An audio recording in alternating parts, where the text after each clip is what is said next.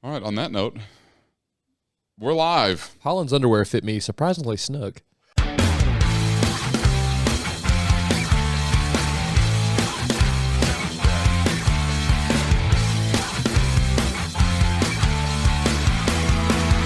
Iron Palace Podcast.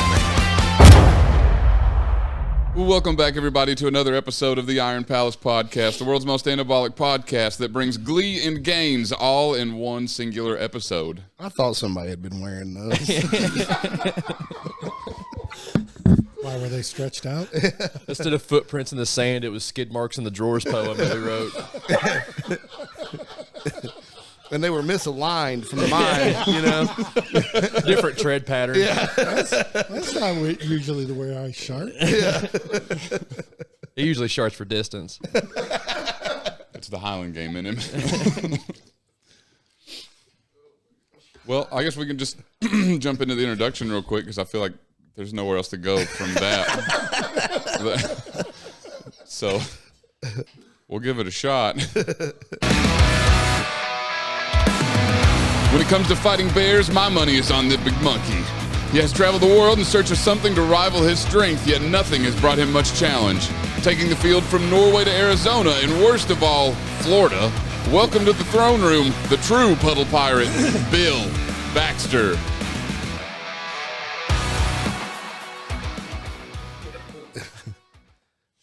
Welcome, Bill. Thanks, guys. Good to be here. Glad to have you. Yeah, and welcome back, Jeana. Thank you. I caught her mid. Perfect timing. I was like, Mid-sip. that's like every time like the server comes up and they're like, "How's your meal?" And you're like, Yeah. I gotta have my iced coffee. It's still early here. "Oh yeah, that's right. You are like 4 hours ahead of us." 3 hours 3 hours behind us. behind. Yeah. I'm Same 3 thing. hours. You went She's forward. 3 hours behind. She's in California. Right. So yeah, I went ahead because it was early. I'm thinking ahead. You know. He sees time like Dr. Manhattan. My It's all at meals are once. hard. Like I said. It's really hard. Well, usually I have an icebreaker question here, and I forgot it. So, Dave, what's an icebreaker question? I don't know. What's your favorite animal? There it is. Gotta be a dog. That's a tough one to top. Gotta be a dog. It's a specific breed. Not larger dogs. In general, grew up with a golden retriever, and then ever since then, I've pretty much had mutts. You'll like Dave because he does have that dog in him. I do indeed have that dog in Humane me. Society rescue. Caleb remembered the button. I forgot we had that button. Me too. I was like, what's going on? Oh, yeah. We have that. Holland is my favorite animal. Holland's your favorite. Yeah. That's easy to see. Yeah. Oh, yeah. Yeah. Yep.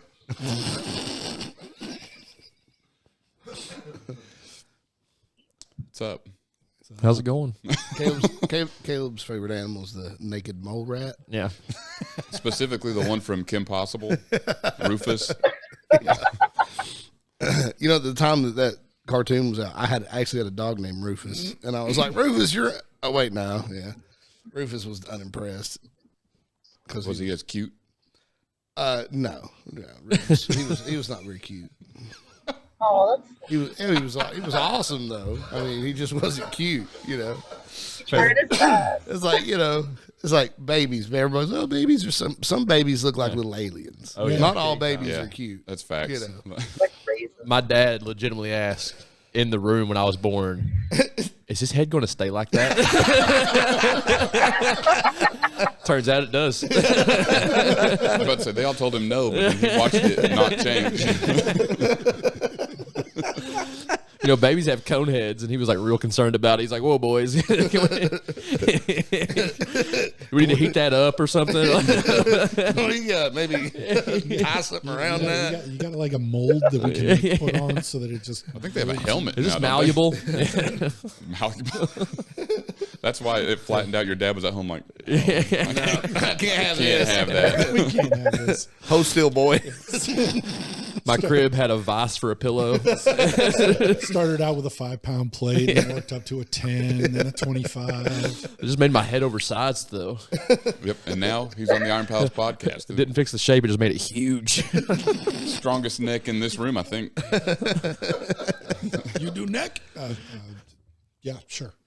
Well, so that was interesting. Not for free, I don't. Whenever we were talking to Randy Ritchie at the Kentucky Open, he was talking about he used to train neck until he said what happens as your neck gets wider is everything in the middle gets smaller. Yeah. He said he trained his neck so much that he stopped being able to breathe well. But his neck got something. It was some ludicrous. I'm trying to It was remember. like 24 inches. That's what I was or thinking. I think something. it's something Why? ridiculous. Why? That's ridiculous. Yeah. I don't know why. He looked like one of them fishmen from One Piece. Hold on. Did you say fishmen? Yeah. Is that not what they are? Like fishmen? Yeah. Is that not what they are? That's what they called them, I But thought. normally it's like fishman or something. They always Like Walter Fishman. I've only seen the commercials, but it's that like 90-day fiance. There's that. Love that real show. Oh, that short dude. Yeah, big head. No Yeah. fucking neck Not whatsoever. ingesting commercials for that though. His neck went south for the winter, son. Man, he's what got me into watching 90 Day Fiance. He's so good. No, I mean, he's not good. He's fun to watch. He's entertaining because he's a POS. Yes. Just walks around like this all the time. Just trying to look all swole all the time. Yeah. My favorite is whenever he's wearing jackets and like the collar of the jacket's up like eye level. He's gonna like peek over Yeah. the collar. It's unzipped all the way down, but it's like up to here and he's just. I bet backing a car to the driveway is rough. If he wore a parka like Oasis, it'd come up to his nose. God forbid he dressed like The Rock one year and wore a black turtleneck. After wear his chain over his ears and nose, you can see.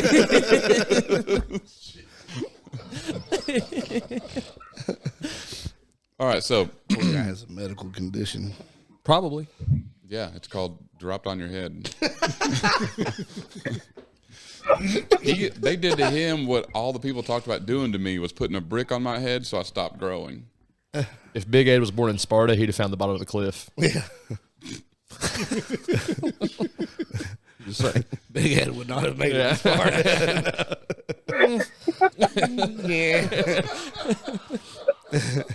It seems like a very good pivot point. Pivot. So Bill, what got you started into Highland games? That's our generic question that I start out with. Natural segue. Hopefully they get more interesting. So I started going to the Dunedin Highland Games down in Dunedin, Florida. I was in the Coast Guard. I got stationed in Clearwater, and a bunch of the guys on the base were like, "Hey, Bill, we're going to the Highland Games this weekend. Do you want to go?" And I'm like, "Sure, yeah, whatever. Is there beer?" Which, of course, there was. This is the correct question for. And so that just kind of became an annual thing. Every year, a group of us would go to the Dunedin Highland Games. And so then fast forward to I was 41 at the time, and they were thrown at the Bay Area Renaissance Festival in Tampa. And I walked up to one of the athletes. I'm like, all right, that's it. I got to know. How do I get into this?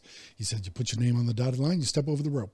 I said, great. Where's the dotted line? He said, we're done for the year. I go, well, fuck. You tease. But it sounds so simple.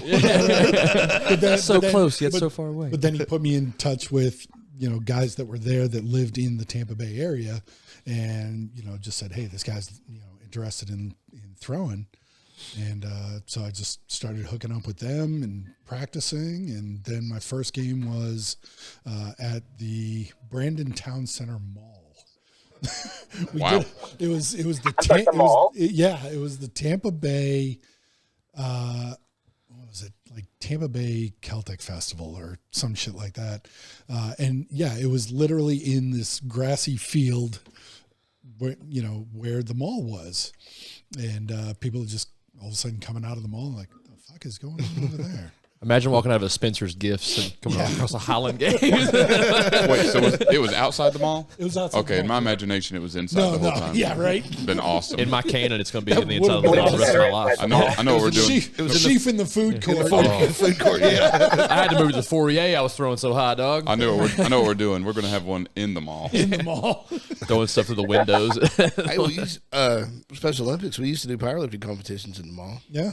I feel like that's a little less dangerous. Well, I'm just saying. I mean, the mall is kind of they're Don't take open this for from you to Holland. do stuff there. I mean, that's why the local mall. Yeah, there's not much If going it's- on there. Yeah, if it's going to bring people in, they're all about it because malls are struggling. Indoor games, people will come to that. Is there any spot in our mall big enough to? Yeah, where they used to have the trampoline things. Like, can we throw hammer? Yes and no. That's what I want to know. Can you catch hammer? Yes, we can throw it. The problem is, I think we should partner up with. I should come back. There it is. I think we should partner up with Nerf. See if they can make us some Nerf hammers. That are heavy and somehow extremely soft. Nerf basketball on a PVC pipe. Here's the Beautiful. Scottish hammer. I bet everybody hits the ground. Just stick split shot fishing weights in it until you get the weight you want. All right. But yeah, that's Making how a I got note to started. contact Nerf. Hey, is this Mr. Nerf? This is Holland here. Big fan of your work. I got a question. I think we're on to something here. Oh, we haven't gotten to that part of the show yet, but I'm also just realizing you don't have your salts, Holland. Oh man. He naturally exudes them. Yeah. Are they in the truck? No, they're. God, well, mine are in the truck. Yeah. Quick pause break. Hey, hon. Where were we? Island Games in the mall. Yes. Contacting, that was- Nerf. That was my first Highland game. Was at the Brandon Town Center Mall, and then one of the guys. That's where I set my PR in WOB forever. Was your first game? Was my first game. Wow. 14 feet. That was 14 feet, and it was me and Mark Howe, who is this sawed-off little lightweight, know one of multiple-time them. world champion motherfucker, Hate those firefighter, and I know for a fact that he cleared 14 before I did. He did not clear 15, but if you look at NASGA, it says that he cleared 15. cheater. For some reason, I just that one still sticks in my mind. I'm almost 100% positive he did not hit 15. Maybe he did. I don't know, but yeah, I hit 14 feet, and then from there, I mean, it took years before I cleared 15. Wow. Well, I kind of did that with Sheaf. I think my first game. The very first game I competed in, I cleared 26, went out at 20, hit the bar at 28. 28. It was like 2 years later before I ever cleared 28. And I was like, man, I thought I was going to be good at this, but now I get Sounds like my luck. If I put thought into it, I'm psyched out. It's not going to happen. But I'm just like, screw it. And for me, it took me, I was slow getting into Sheaf because I loved it. I was always good at it in practice. But when I got to the games, everything just locked up, and I couldn't clear 20 feet. Or I'd clear 20 feet, and that was it. yeah. Holland knows all about that. And then Beat his ass. I don't know which game it was, but as a matter of fact, I think it was the Sarasota games. The following year, I cleared 20 feet, and that was it. And then the following year, went back to that game and went 20, 22, 24, 26. And I was super pumped. I was like, that's it. This is my event. Yeah. This is mine. Caleb, his first Highland games, like the weekend, it might not even be the weekend. It might have just been 2 or 3 days It was before. the day before, yeah. We met up and went through all the events. Caleb got to try everything 2 or 3 times or whatever. Before my first callus that day. Well, That's a bitch. so it was Smoky Mountain. Show up Smoky Mountain. On WOB, the ring and shackle came apart. Oh, God. So I end up doing like 6 backward somersaults. Oh yeah. And then on sheaf, I don't remember what all happened, but one specific thing: come down, hooked my kilt. I remember. And I managed to save it, but when I pulled it back out, then the bag falls off. They're like, "Oh, there's an attempt." I'm like, "God damn it!" Yep, Like I remember that because whenever he first showed me, he said, "As long as you don't fall, it's a win." Yeah. And then I watched him fall three times. Yeah. I spent the entire game on the ground. I think the time that sticks out to me was a couple of years ago at Greenville, South Carolina. We were only doing heavy hammer because Greenville was cool because it's at Furman University, and so the upper field is where we do all of the height events, and then there was the lower field, which had the hammer cage and everything like that. We did all of the distance events down there. Well, this particular year, a couple of years ago, they moved, I think hammer moved up, and I can't remember if I think the distance events were still down there except for hammer. And it was heavy hammer, and I pulled up into the parking spot, and Scotty Medlin was there, and I look at Scotty, I go, "Scotty, we doing hammer up here?" He goes, "Yeah, just heavy hammer." I go, "All right." Got back in my car and moved my car. I'm like, I'm not taking any chances with the delinquents that are throwing it today. So heavy hammer, wind 2, and I go into my pull, and just as I'm pulling on it, the ball comes right off the end, goes right into the cage.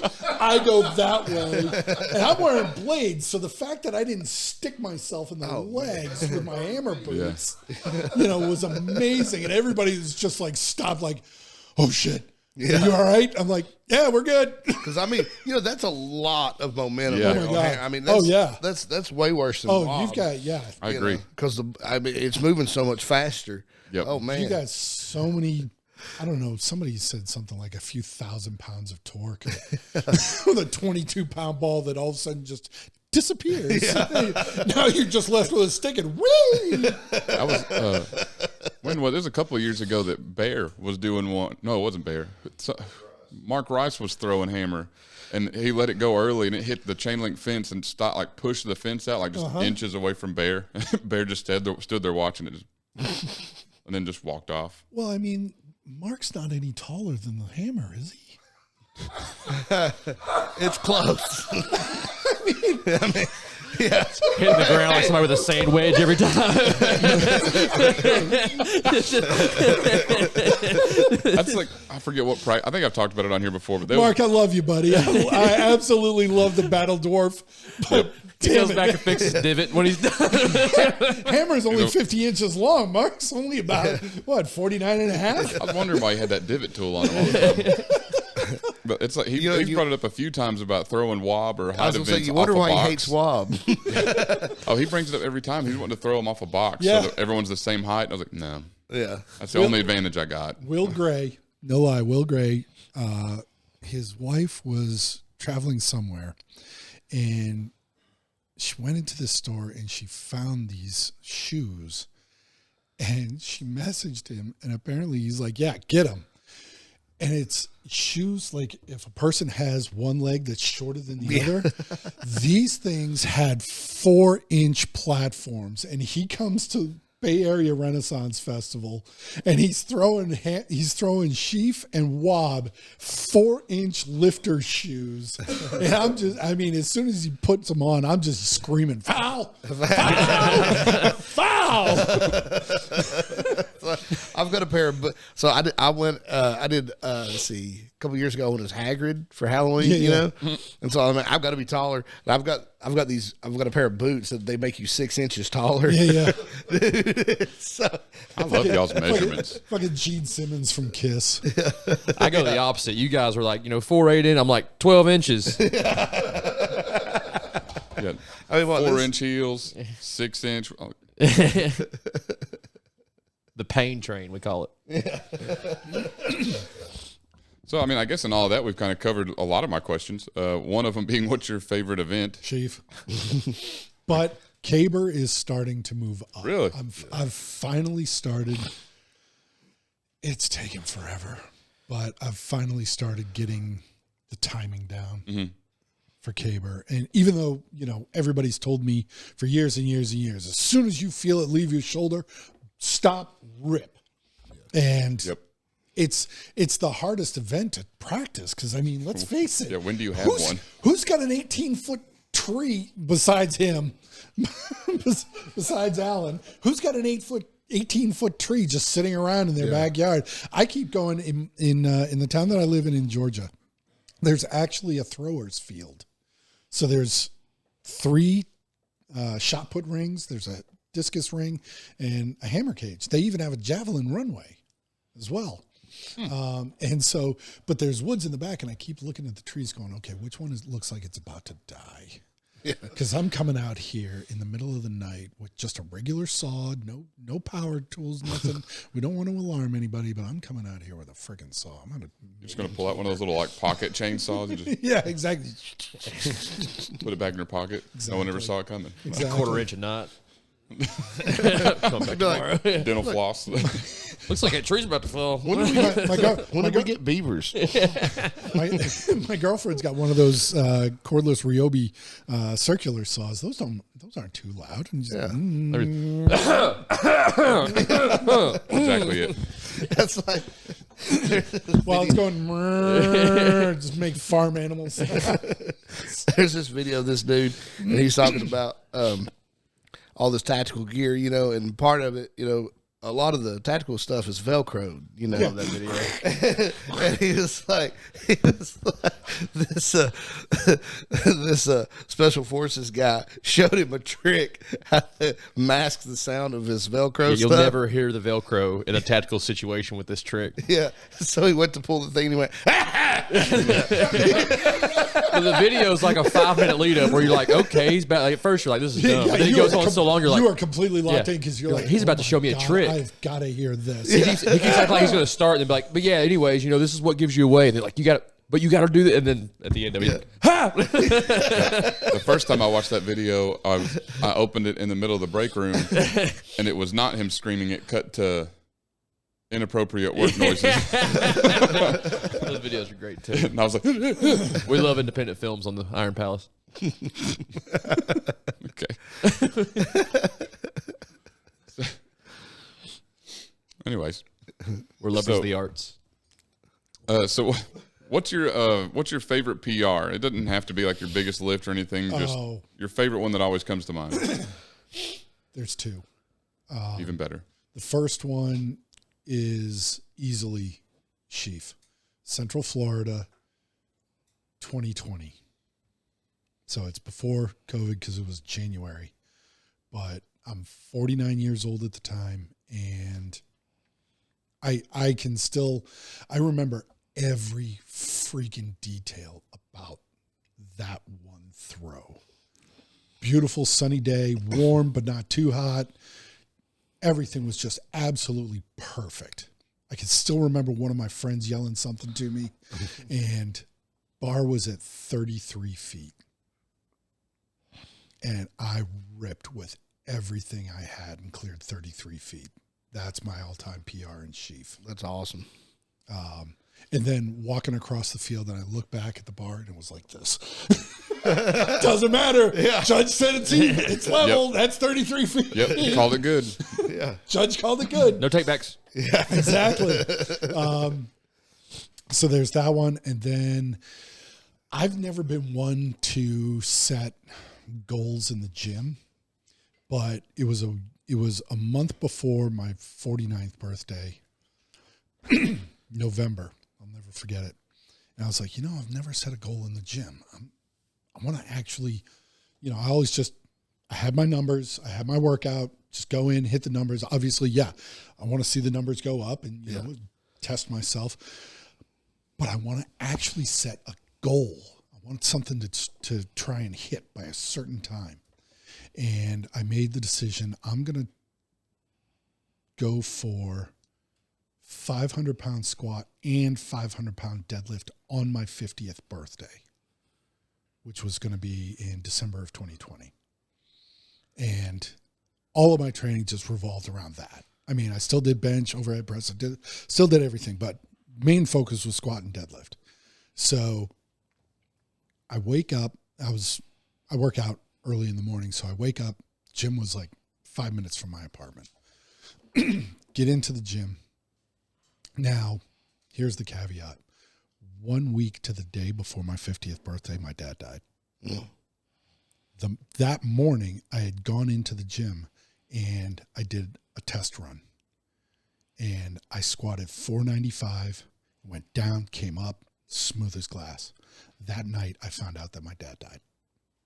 So I fly up to Virginia, be with my family, fly back to Tampa, the morning of my 50th birthday. I wake up, get into the gym. 500 is the goal. Got into the squat rack, did my steps, did my progression up, stepped in under 500 pounds, and I will never forget the feeling of 500 pounds across my back. And went down, started coming up, screamed, because I knew that I was going to get it. And it came up easy. And racked it. I yelled, dropped to my knees. Guy comes over and he's like, dude, was that like a PR or something? I go, yeah. And I told him what had happened. My dad had died the week before. He's like, fuck, dude, you've inspired the fuck out of me. so then I move over to the deadlift. So now the goal is 500 on the deadlift. Got to 455, and that was real slow coming up. And I was about to put the 20s, another 20 pounds on, go to 475, and then the next jump was going to be to 500. So I was about to put the 210s on, and that little voice in your head that we hardly ever listen to, that morning, that little voice said, listen, motherfucker, I gave you 500 on the squat. Be happy. And I said, you know what? I'm good with 455. So it's the PRs are definitely the 33-foot sheaf and the 500-pound squat. Solid. Yeah, that's dope. Yeah. Had chills on the squat story. So now the goal in the gym now is get myself up for pulling the Dinnies in Scotland. What's your training looking like to do that? Right now, nothing. Solid. Me too. Right now, I'm at the end of my Highland Games season. I was telling Jeana before, can't believe I'm doing 3 weeks in a row at the age of 53, but here we go. This upcoming weekend, I've got Mississippi. The following weekend, I'm doing North Georgia. The weekend after that, I'm at Masters Worlds. Danny Webster invited me to represent Backyard Rebellion at Stone Mountain. So I think that's the week, not the week after, or it may be 4 weeks in a row. I'm not sure when Stone Mountain is. I think there's a week break between Masters Worlds and then Stone Mountain. And then once Stone Mountain is done, I'm done. And then my training is going to be solely focused on deadlift, squat. I'm still going to work everything else out. But it's just going to be a matter of trying to program it. I've got a good program. My first year, last year at Pfeiffer, Chloe Brennan and her boyfriend, Matt Jones, was there. Matt's pulled the Dinnies a number of times. Yeah. Chloe was the third woman to lift the Dinnies. Yeah. At what was she, like 140, 150 pounds? Like she weighed 140 pounds. She pulled 733. She pulled the replica stones. Yeah, and she wore combat boots, and she was still barely tall enough to pull it. Yeah, she weighed 140 pounds. She was at the Arnold, and they had the replica Dinnies, so it still counts. I agree. Yeah. The weights were exactly the same as the Dinnies. The rings were exactly the same. They were just simply replicas because you're not going to load those up and take them from Scotland. Yeah. I wish. But yeah, she was the third woman to pull the Dinnies. No straps. Yeah, that's what. Wait, she did it no straps? No straps. I actually didn't know that part. Yeah. That's insane. Technically, your name will not go in the book if you pull with straps. Interesting. Yeah. I thought it was in there I thought they had like a note or something. Yeah, I think there's a caveat. I think they put like an asterisk or something like that. I mean, saying that, to denote Yeah. straps. Right. But yeah, she was the third woman ever to pull the Dinnies. So she and Matt wrote a program. So it's a really simple 4-week, and it's basically just repeat. Just put it on, just hit play and just set it to repeat. So that's going to be, what's going to be interesting is pulling Jefferson deadlift, because I've never pulled Jefferson deadlift before. It's weird. But the cool part is it's 18 inches. So you just set the bar at 18 inches, so you're not exactly pulling from the floor, because Denny's, plus I do have a pair of the Cerberus Denny pins. It's a way to go. The Cerberus rings feel They are exactly I've pulled, the same. Like I've got just a regular set of loading pins that I put rings like I use for Highland games on. Yeah. Feels terrible. Yeah. Then I've used Rogues handles. Feel terrible. Rogues are terrible. Yeah. But the Everything Cerberus that I've rings. heard. Cerberus are exactly. Oh yeah, and they just feel better. They are exact to the Denny's. Because I'm pretty sure if I didn't use Cerberus rings at the Hack and Denny, I don't think I would have pulled 800. Yeah. Just because they're like the diameter of like the Rogue ones, they just kill your hands.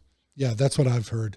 Because the Denny's, you've got the taller stone has the fat ring, and then the shorter stone has a skinnier ring, and it's oblong. It's not perfectly round. Yeah, that's what I was nervous about, because I didn't know how my hand would fit. But it actually does fit pretty good. Because Chloe and Matt brought their Cerberus pins to Pfeiffer, not this year, but last year. And was, they were just loading weight plates on, letting anybody who wanted to try. And so I grabbed it, and she said, okay, you want the skinny ring because it's oblong, you want it on its end. And I reached in and I'm like, oh, there's no way. So I actually move it so that it's, oblong going. Yeah, so you got a hold of the wide part. That's what I've got a hold of the wide part. And she said, okay, just know that if you don't have it set perfect, it's going to slip. There's the potential for it to slip. And I was like, okay, but that, I mean, for I don't have big hands. Palm wise, yeah, fairly big. I've got stubby little fingers for a guy 6'3". So Caleb's like, like, yours are much longer. Don't say anything, David.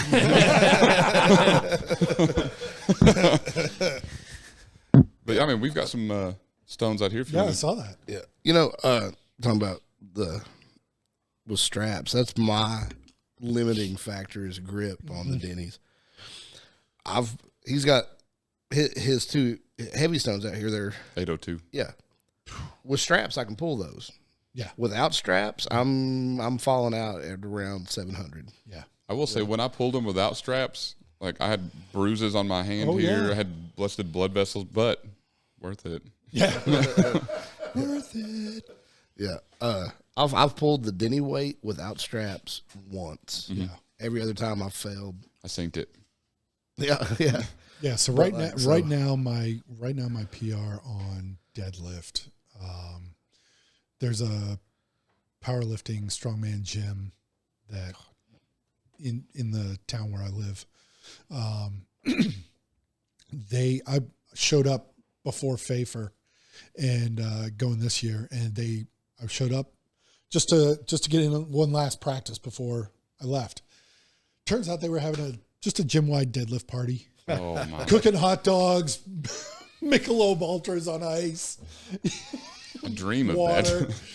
that. Just gym deadlift party. I'm like, all right, well, yeah, I'll pull a few. And so they had the regular bar, and then loading up with 45s. And then there were two guys that were clearly just going to smoke everything up until. So they were like, hey, can we put the 100-pound plates on now? So they started loading the 100-pound plates on. So it was the two hundos plus the bar. So that's 445. And I've transitioned over to sumo because number one, it's 6'3". It's a lot better on my back. It's not Christian though.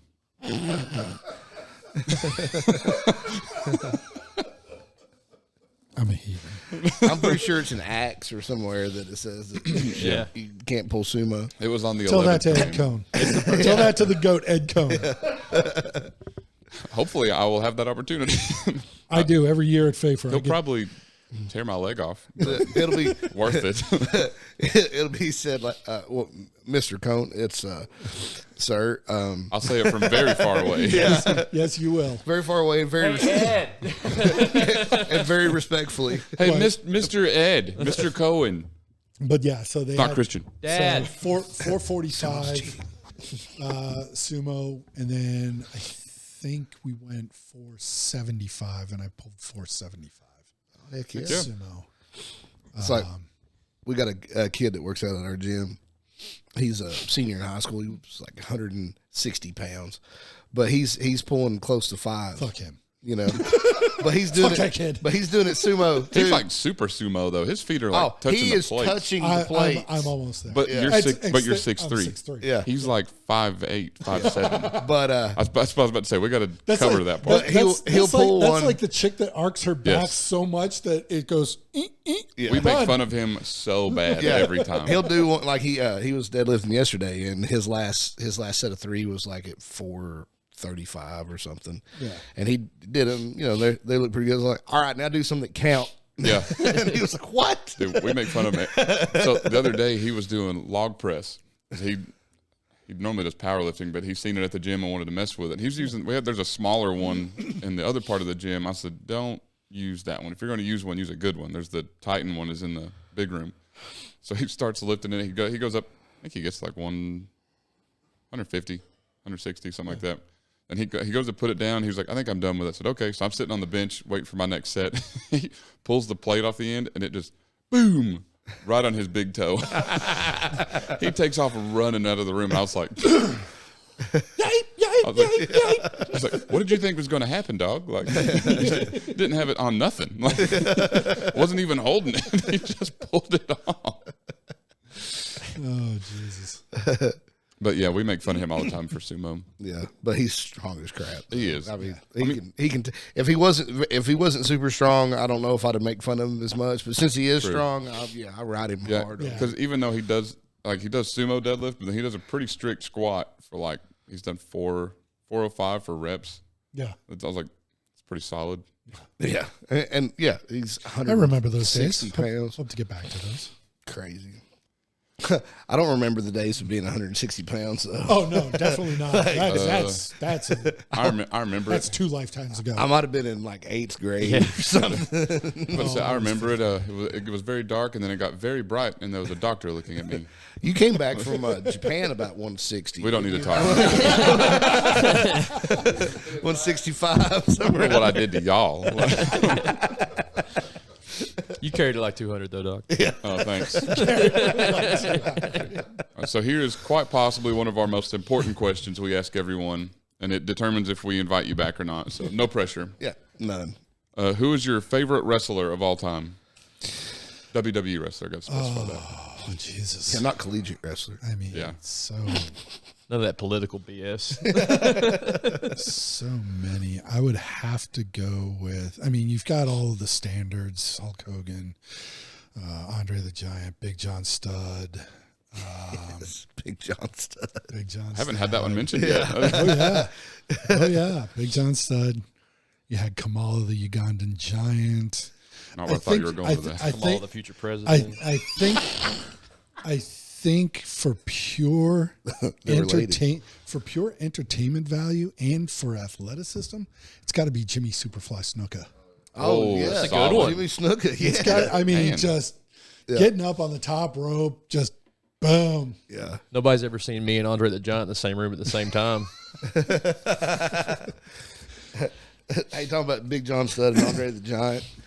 Somebody's talking about, Andre the Giant's thing was he would step over the top rope without, nobody else was to do that because that was Andre's thing. Then John Studd gets in. First thing he does, steps over the top rope. He said that Andre wrestled him, and they said that the beating that he took Oh yeah, over that. yeah. The first time, because they got matched up many a time. I was an intern at a radio station in Boston my senior year in high school, and the sports director was like, "Hey, you want tickets for WWF?" I'm like, "Hell yeah!" So me and my stepbrother, we drove in Boston Garden, and it was like there was like nobody there, and I'm like, Wicked smile. how is there nobody here? I mean, it's Big John Studd and Andre the Giant, like the main event. I mean, how is there like nobody here? But so walking on our way out, all of a sudden I hear the sports director from the radio station. He goes, "Hey, you big dumb kid." And I turn around and I go, "Tank." Like you automatically knew that was you. Oh yeah, well I knew the voice. I knew the voice. So he's like, "Hey, you want to come back?" I'm like, "Hell yeah!" So he got me and my stepbrother backstage, and we're meeting everybody. And Big John said, "Shake Andre the Giant's hand," and I mean, it just disappeared. I just had a stump, from. Please don't take it. From the wrist down. I'm like, Jesus Christ. Dapped up his dong. Nice to meet you. Yeah.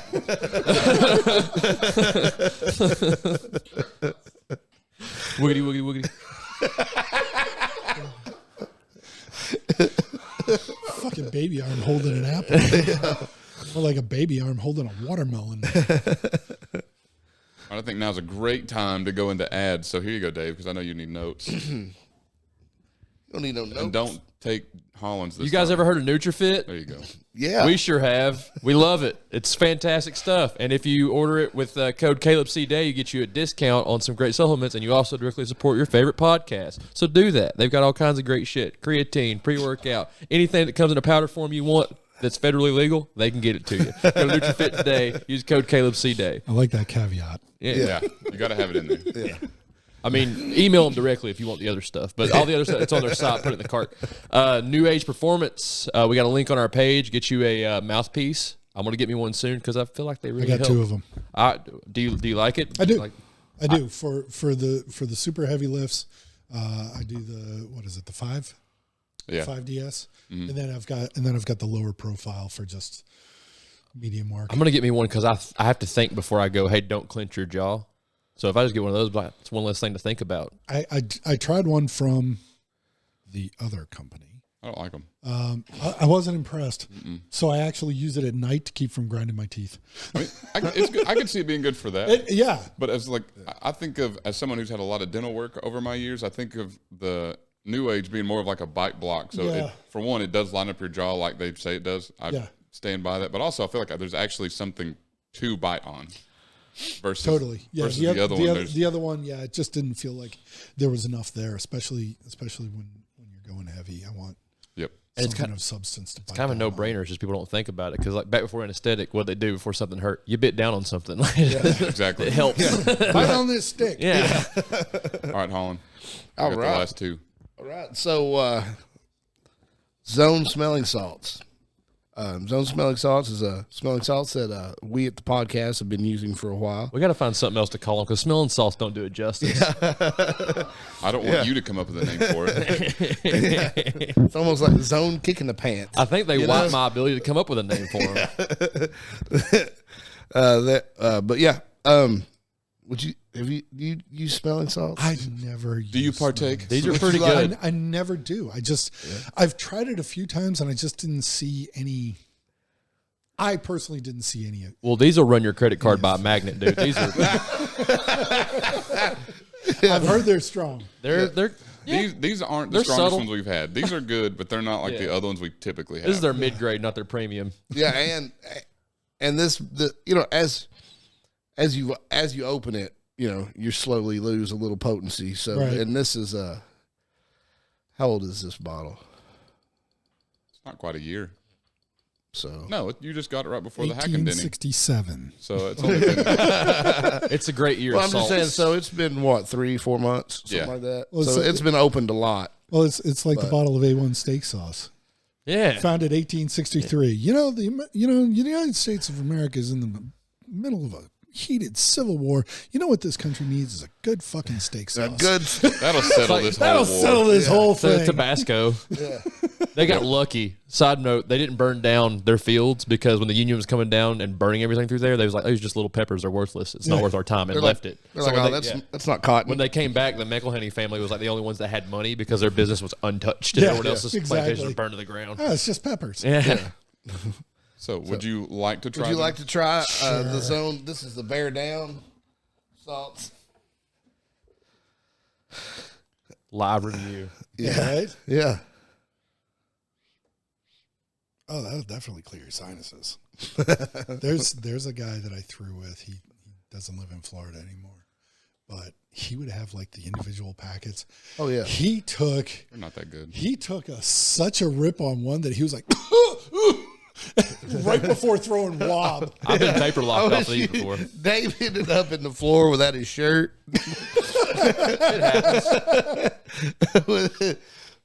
I mean, that exact bottle did help me set my 800 world record. So, It's subtle.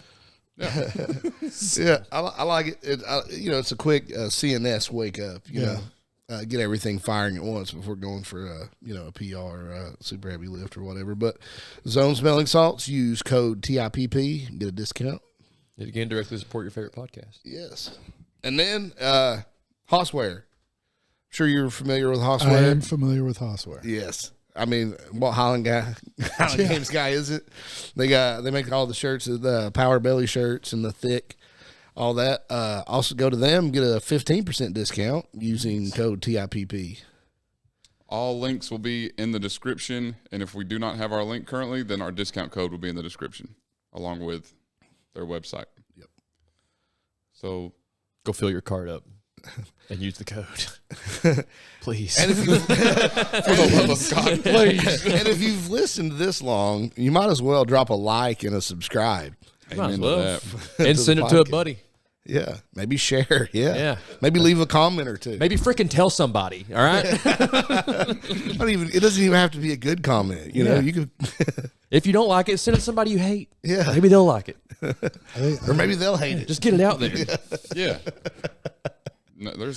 All press is good press. Yeah, So watch our videos. Tell us how much you hate us. I'd love to respond to you. yeah. We're taking the Kanye West approach. I do kind of like though when we post a video or or like a lifting video or something and somebody craps on it. Oh, yeah. Like it's so far I haven't yet got to the point where I've read a mean comment that's hurt. So far they've all been like Yeah. funny. It's you my know? favorite. Note to because, self.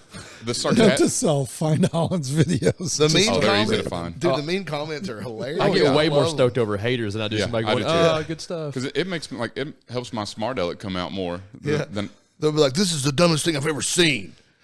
I think I posted a farmer's carry video. It's been like a year or so ago. And some guy said, I did that with 500 kilos in each hand. I was like, dang, dude, you are so strong. Post a video. 500 kilos. Nothing. 500 kilos. I posted a video deadlifting with this. It's a spud strap apparatus where it lets you Yeah. deadlift with that because I had torn my bicep. Man, I got so much hate on that video. Everybody's like, "That's the dumbest thing I've ever seen." Oh, good luck being crippled forever, and just all this kind of stuff. And I'm like, "That's what get injured." I'm like, "Man, I'm working through an injury. Exactly. This is allowing me to keep. Yeah, I can still train while I work through this. And, this is actually a good thing. But they were fun. They were fun James, comments. let me tell you something. Past 2 years, James Spurgeon has been at Fafer, Norway.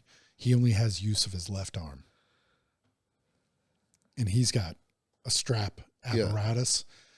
Watching him pull Atlas stones is the most amazing thing ever. Whoa. Oh, yeah. Oh, he rolls it right in to this.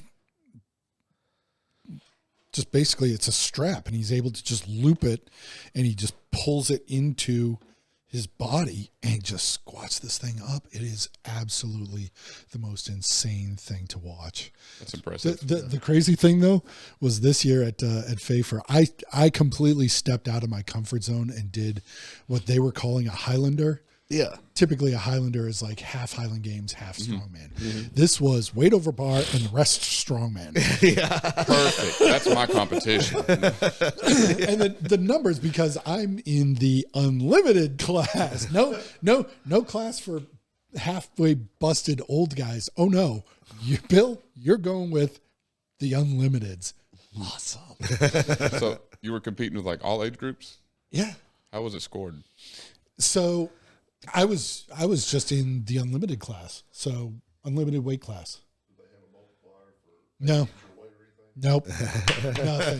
Just straight. So we get to the Hercules hold, and I'm just like, Hercules hold was 150 kilos, 330 in each hand.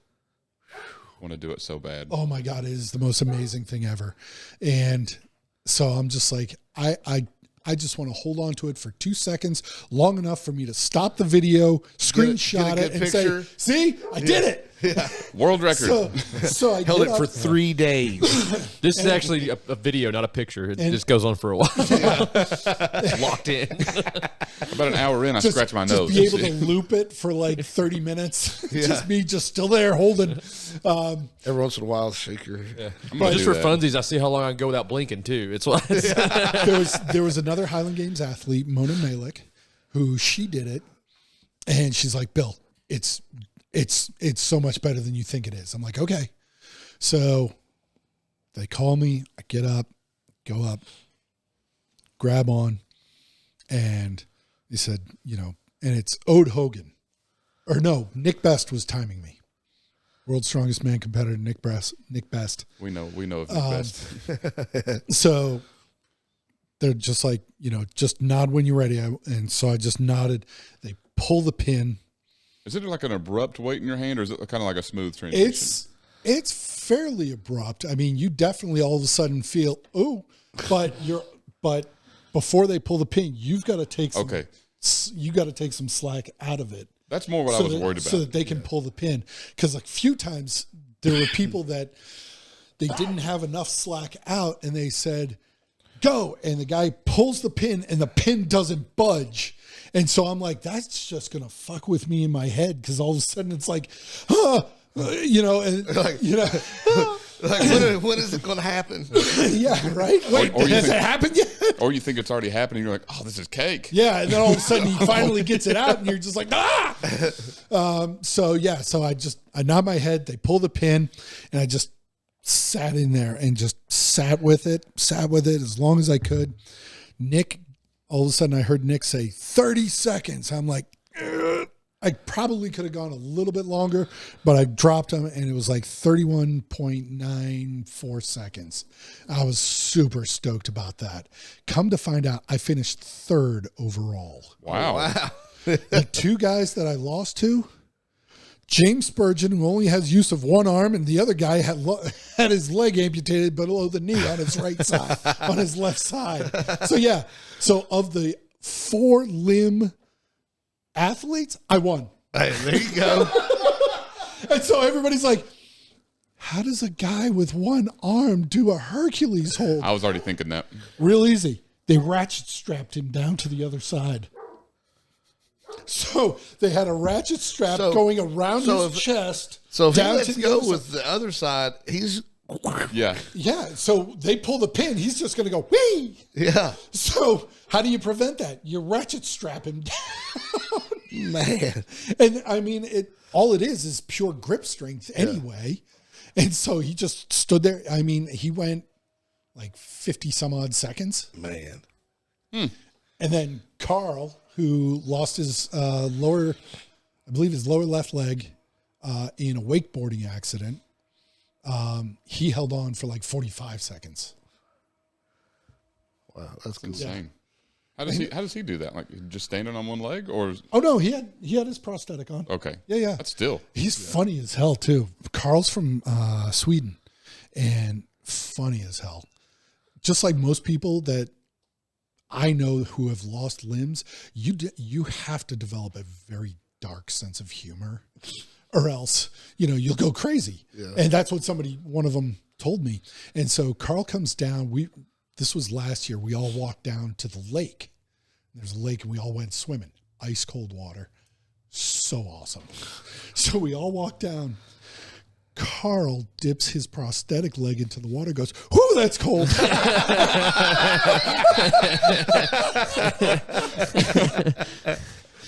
And it was just beautiful. We're all standing there going, "Yeah, it's it." That's pretty awesome. Yeah, it really is. Pfeiffer is absolutely amazing. It is the brainchild of Kiki Burley Johnson. Her husband Eggle have done such an amazing job with Pfeiffer and everything that goes on there. It's Highland Games, strong man, strong woman, stone lifting, arm lifting. So you've got Ode Hogan, the godfather of grip strength.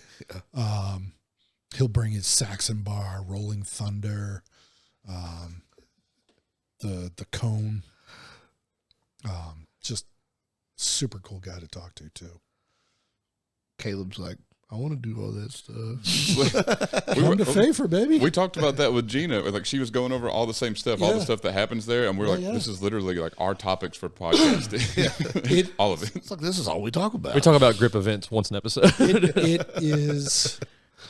It's summer camp. Yeah. It really is. It is summer camp. And it's, you're all out there. I mean, you're carrying one of these everywhere. I mean, everybody has their water bottle. It's our binky. And, you just walk in, you fill it up, and you just walk. I mean, you're just walking around the complex and just cheering everybody on. Yeah. Whether you know anything about what they're doing or not, you're just pulling for everybody. Watching them, unfortunately, they don't come out for the Highland Games as much. Yeah. And a lot of it has to do with, they just got done competing. They are completely gassed and probably taking a nap or something. Yeah, and I don't blame them. Yeah. But this year was a little bit better. More people came out. We're watching the Highland Games. We're watching what we do. And it's really cool when an athlete who's never done it comes up to you and is asking you about the Highland Games. Like Christine Galvin, who I absolutely adore. Christine is total badass. And she was asking me about the caber. I'm like, you want to go out? She's like, her eyes got like this fucking big. She's like, are you fucking serious? I'm like, yeah. We'll just go grab one of the sticks and I'll show you how it's done. She's like, oh my God, hell yeah. Meanwhile, her husband is like, because she hurt her Achilles. And so the doctors were like, no deadlifting, no squats, no nothing. Here I am taking her out to learn caber. It's like all that. Exactly. And, some of them were asking us about WOB for doing the Mountain Madness, which was the Highlander, because they've never done. I mean, they're used to sandbags with two hands. Yeah. How do we do this with one hand? I go, it's the exact same thing. It's a 42-pound weight, and it's wee. Yeah. You got to use the 42 for it? Yeah, we threw the 42. Oh, bud. Yeah. That would have been it. We threw the 42. I was really happy about that because I was not looking forward to a 56. Talking about that, the first strongman competition that I went to that had a sandbag for height, it was like a 40-pound bag or 45-pound, but whatever it was, and I was like, we get to use both hands to throw this. Like, you feel like you're cheating. Yeah, I was like, wait a second, this really isn't fair for you all. I was like, seriously? Oh man, I was like, y'all are going down.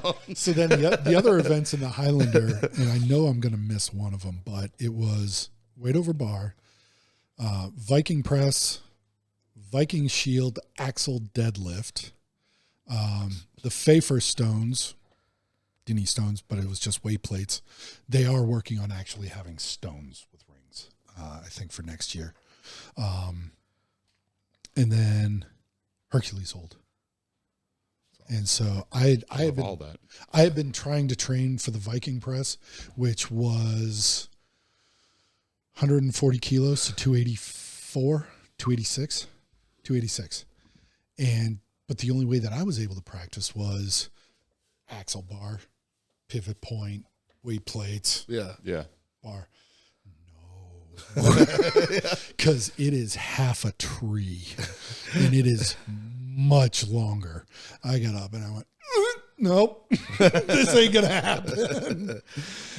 So I was really ticked about that. I was really pissed that I didn't get it. That's pretty heavy. That's pretty heavy, that I didn't get though. at least one rep. What did they say what the starting weight was? 286. Oh, I don't It's think I would have just moved it that either. for- it just was that for it was reps, it was for reps. Yeah, I wouldn't have moved it. Yeah. I know that. The Hercules hold, the Pfeiffer stones, I didn't even break the ground with those. I was ticked about that. That was one side was 130 kilo, the other side was 140. So 264, 286. And then the Viking Shield axle bar deadlift. 350 kilos for reps. 771 pounds for reps. Is that still standard height or was that? No, it started just above your knee. Oh, bro. And so, I got in, I'm pulling nothing. And I'm hearing Eggle and Lutz yelling, drive your knees under the bar, drive your knees under the bar. So I drive my knees under the bar. I got it to break the ground. You'd have thought I won the whole thing. I was super stoked at that. Hercules hold, super stoked about that. And then Atlas stones. First stone, 120 kilo. Second stone, 130 kilo. Third stone, 145 kilo. I think the fourth one was 165 or maybe, I think it was like 165 kilo. And the fifth one, I think, was 180. Do they have any Atlas marbles? And I've never done Atlas stones. Again, the strongman gym in my town, I had toyed around. I picked up a 150 pound one, I think. And before I left, I saw the 200 and I walked over and I went, I go, oh, this isn't going to go well. And so get over there. And my friend Bear, not the one we know, obviously. So my buddy Bear, he's giving me advice. Christine is giving me advice. And I had just gotten this tattoo from the artist who comes out every year. And he tattoos all of us, or as many people as he can, all by hand, no machine. I've literally not heard a reason not to go at this point. Yeah, exactly. So I've got my elbow brace covering this up because it was fresh. I didn't want anything to happen to it. And they're like, okay, Bill, find some tack. There's plenty of tacky around. So here, Bill, use this. Spider tack. There's a good reason why they call that shit spider tack, is when you go like this. Oh, yeah.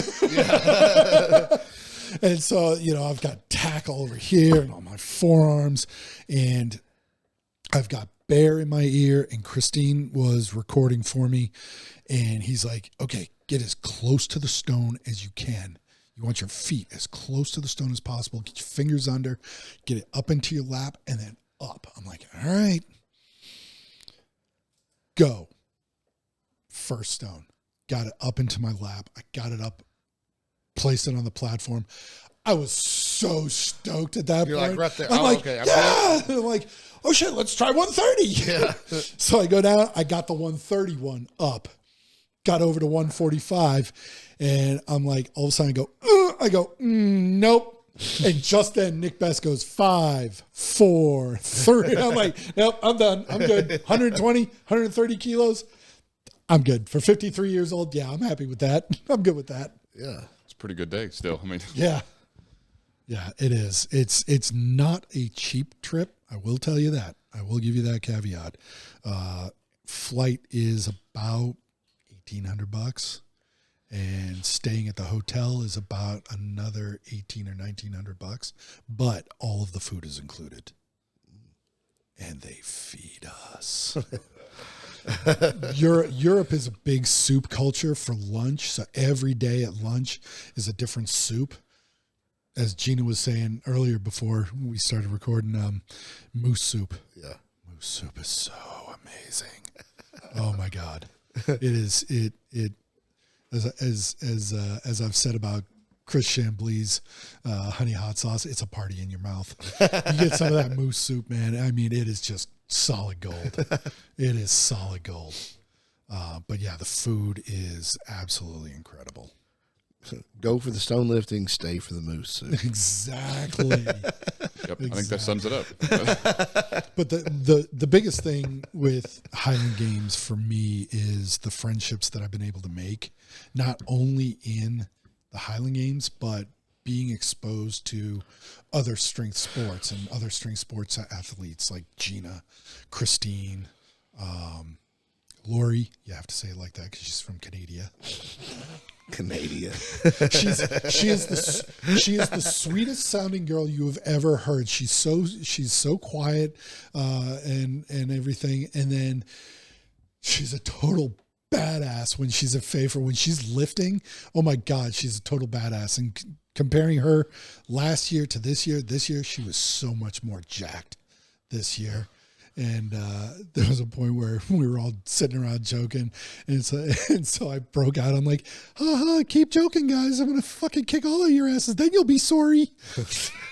Everybody lost. Everybody lost.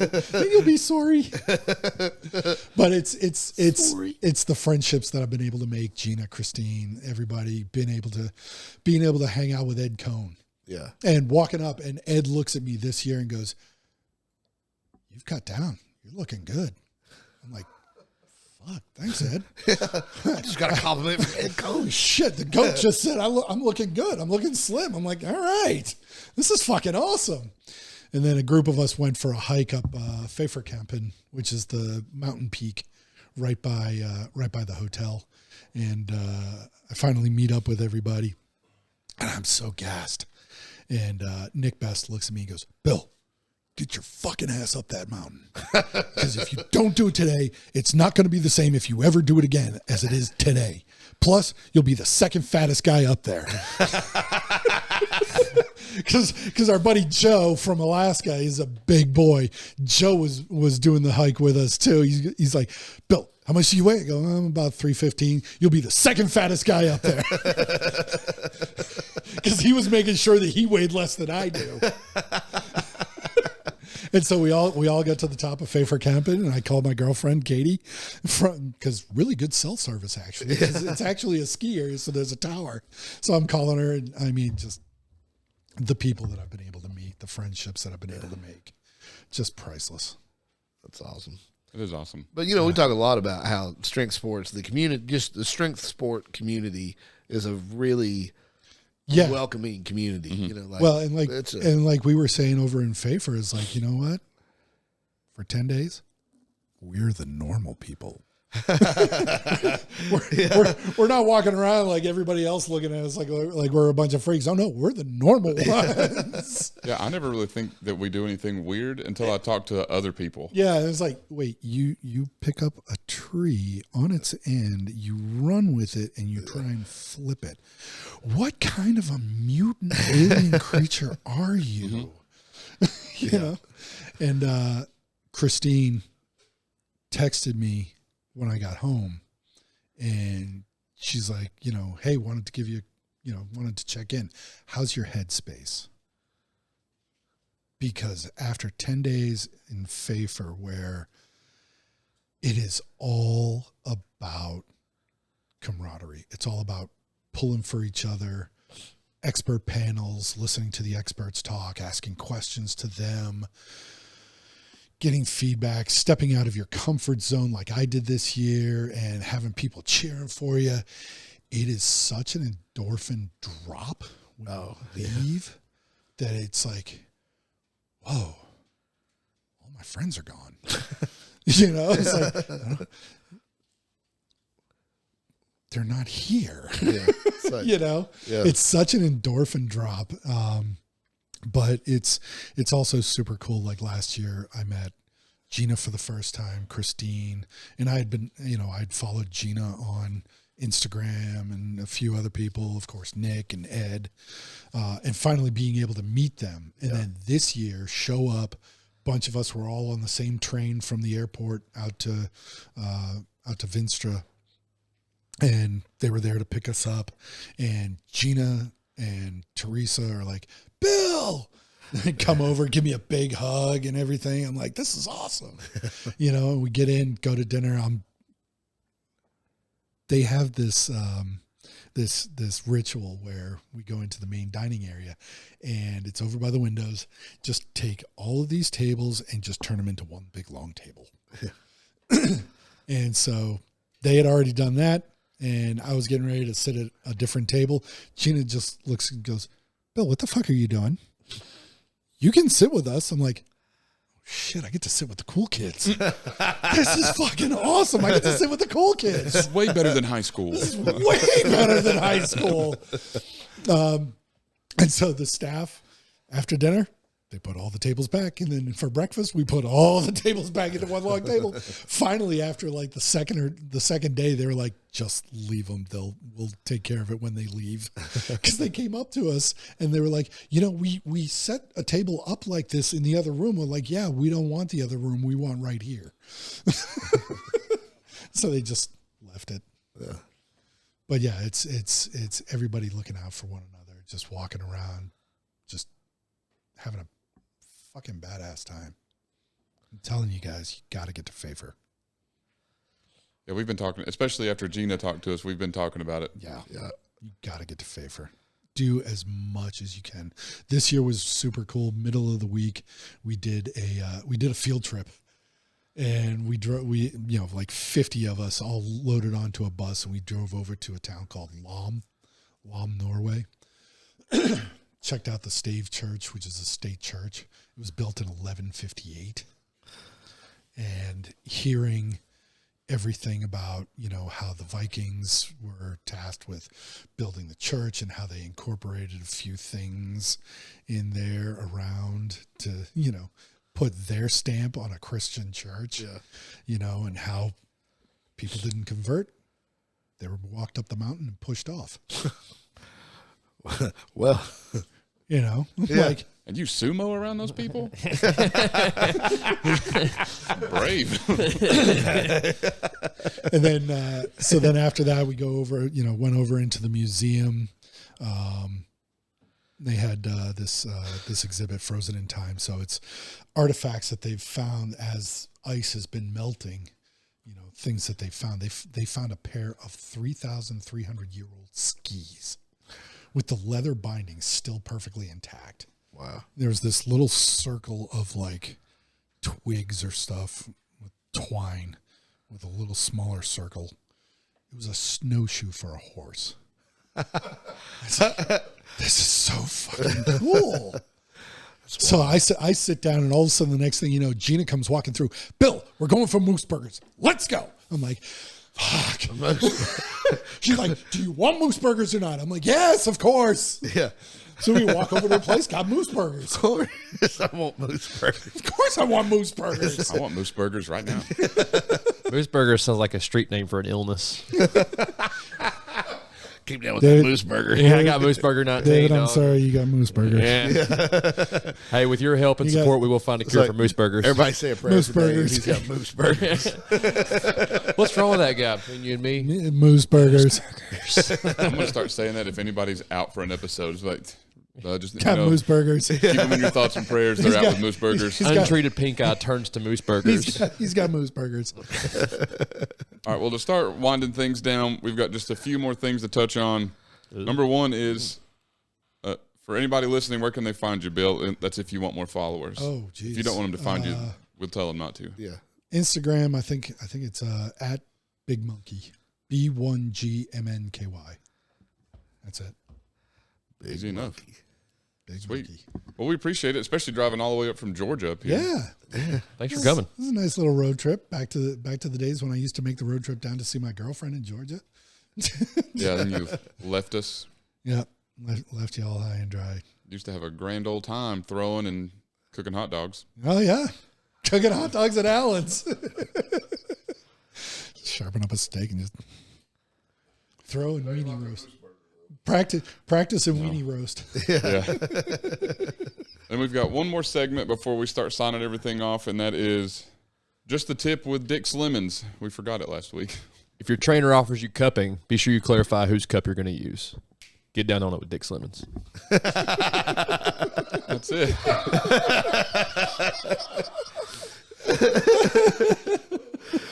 All right. Anybody got anything else to add? No, not to that. Thanks again to Bill for coming out. Thanks, guys. Everybody for watching. Remember to like, comment, and subscribe.